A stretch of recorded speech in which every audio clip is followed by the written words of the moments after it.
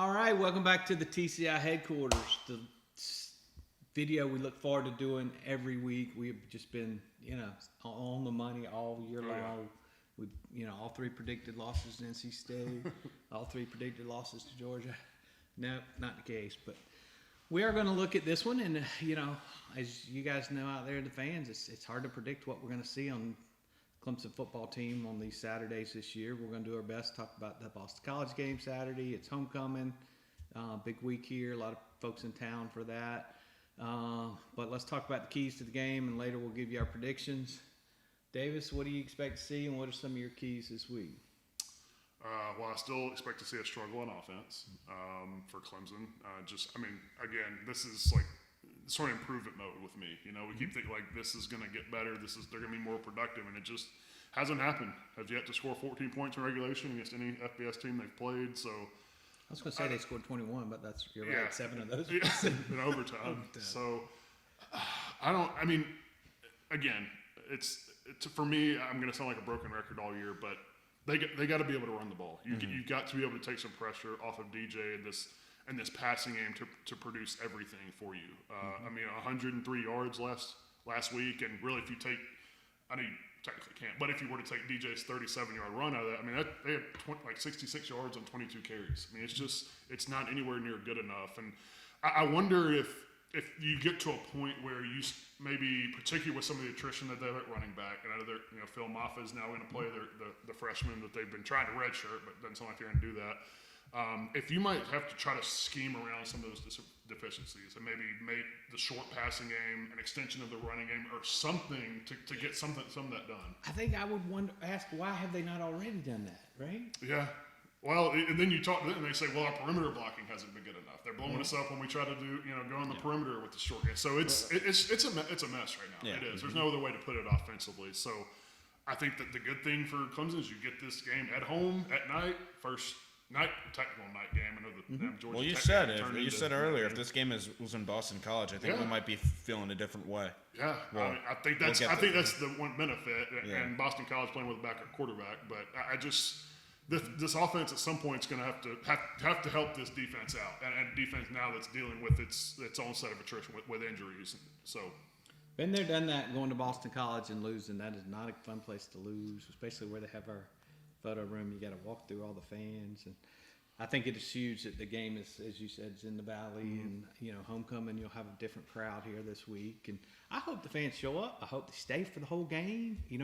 Hopefully we won't have a delay like we did last time, but the team needs the support right now. They need the fans. The Valley can make a big difference when it's rocking for the defense, and they need that. Sam, what are your keys? Well, I think the key for me is being able to stop the run on defense. Everything that Davis talked about on offense, and offense is probably going to be the key to how they win this game. But if you look at the defensive side of the ball, Boston College has become a run-first team now that their quarterback is out for the season. And their running back, Pat Garwo III, has been excellent in the backfield for them. And they have, I think somebody mentioned it today, they have like 5 capable guys up front who've all experienced starters, and Dabo, touted their experience up front. 2 almost all American. Yeah, and what they've been able to do up front, and not necessarily hiding their backup quarterback, but they're not asking him to do as much because he's obviously not the starter, and if he was, but Clemson, I think, has to do a good job of stopping the run.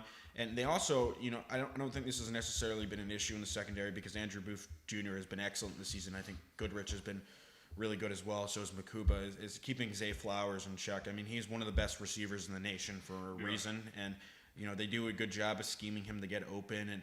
And, I think last game I watched, Temple did a good job of keeping him in check, but the problem with why Temple lost this game, and you notice I'm in Temple ground bringing this up, is they gave him a short field. That's something that Clemson can't do, obviously, because Boston College will be able to run the football. You're not bitter about it, No, definitely not. But yeah, let's hope Clemson does better than Temple.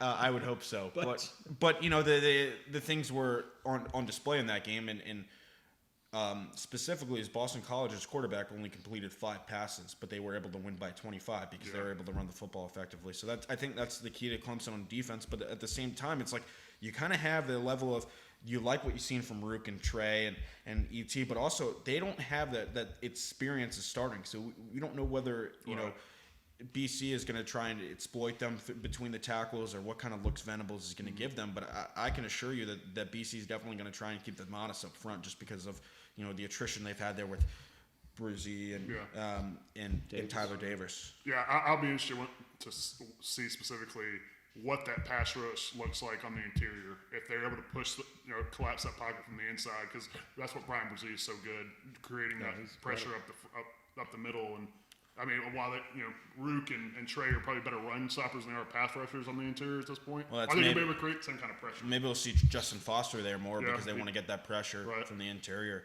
But yeah, they got to keep them honest in the trenches. I think you'll see that. I think Venables he'll play around, show some different alignments up front. My thing about key to this game is just going to be Clemson's psyche. Are do they come out? Are they, attitude good? Right. Come out, let's get some revenge, let's start playing better? Or are they kind of like, all our goals are gone?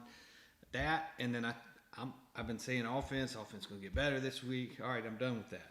I don't believe it yet. You're going to have to show it to me. So to me, this game is going to be critical for Clemson's defense to play well, even though we have all these depth issues and things we got. They need to hold that Boston College offense down into the teens so Clemson can have a chance to make sure they get enough points to win this one. So I'm looking for some guys to step up. It's time for some of these guys. We saw Xavier Thomas step up a little bit. Time for Murphy and Xavier Thomas. The defensive line still has some incredible players. Those guys need to, they need to make some difference. Defense, where are turnovers? Yeah. You got this great defense. Why don't they create some turnovers and help the offense out a little bit? Give them the ball on the 30-yard line of the opponent or something. Yeah. Gosh, they could use that right now. Yeah, they could. I think last week it was just fourth quarter, second half, they were just gas, man. Like they were running quick out there. But it's not like we were getting turnovers in the first half either. Yeah. I mean, we haven't seen that. We haven't seen the interceptions. We haven't seen the, player cause the quarterback to fumble the ball. So maybe we'll see some of that. Yeah. Well, I mean, they did force that one turnover, but weren't able to take advantage of it, right? Oh, the XT fumble. Yeah. Strip. One thing you're talking about attitude. Dabo talked today a lot about the fact that you think it's funny that people think that Clemson's never dealt with adversity before during his tenure. But the thing with that is, it's been a while. That's what's bothered me about his comments. It's like, back in 2011, it's like we're a different program now. The fans don't want to go back to where Clemson was in 2011. Yeah.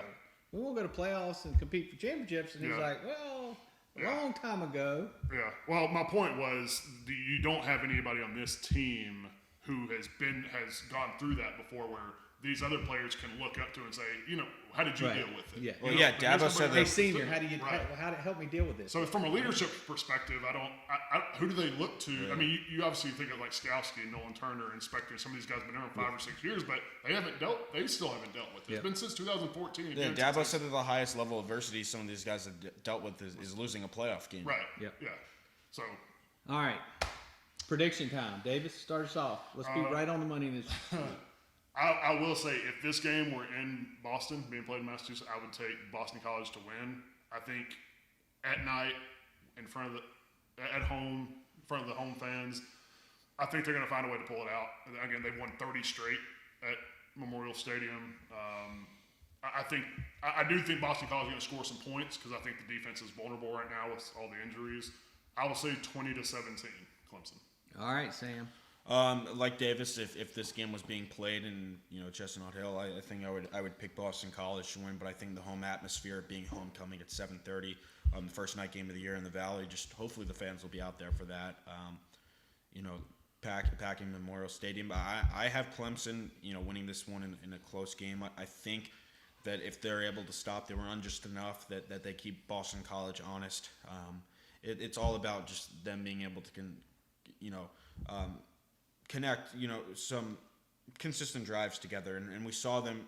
That one drive was great, and it just never happened after that. You had 3 and out after 3 and out. So if they're able to connect some consistent drives together, I think I think they should be able to win this game just because of what it means and the environment. But I don't feel good about my pick, but I'm going to go Clemson 17-16.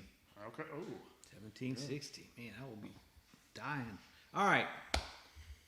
I'm going to change it up a little bit. I think if it wasn't Boston, I still think Clemson would win, just because I think they've got to win something. They're just more talented than these teams. I'm gonna go a little bit. I was gonna go in the teens, but I'm not. I'm gonna say the offense is gonna play better. They're gonna get a turnover or two, and I'm gonna say Clemson's gonna get 17 points each half, 34 points, which everybody will be, oh my gosh. I think Boston College will get some because of all the injuries. So I'm going to go Clemson 34, Boston College 20. Big 2-touchdown win. Everybody, he's laughing.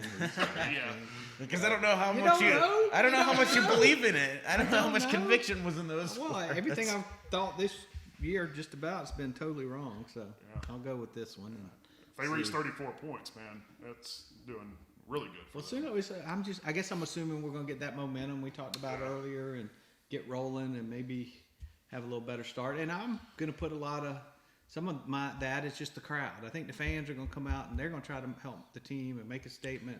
And Death Valley, when it's rocking, is one of the hardest places to play and one of the things that really helps the team. Well, if they're going to win this game, like you said, they're going to have to force turnovers. It's just going to have to happen, and they're going to have to win. I mean, it's so simple, but they're going to have to win the special teams battle of field position and I want to force see turnovers. BT Potter kick some field goals. Gosh, was the last give him time he chance kicked to a do field goal? something. Was it, You know, he's nice promoting our great website, and we can't even get the guy to kick a field goal because we can't get close enough. So, we'll see. But anyway, stay tuned to TCI. We got everything covered. Huge week. This is just turnaround. We just need something to feel good about. Hopefully Clemson can get a win, go into the bye week, everybody feeling a little better. We're going to have it covered for you either way. Most complete coverage of Clemson athletics and recruiting. Stay tuned to TCI.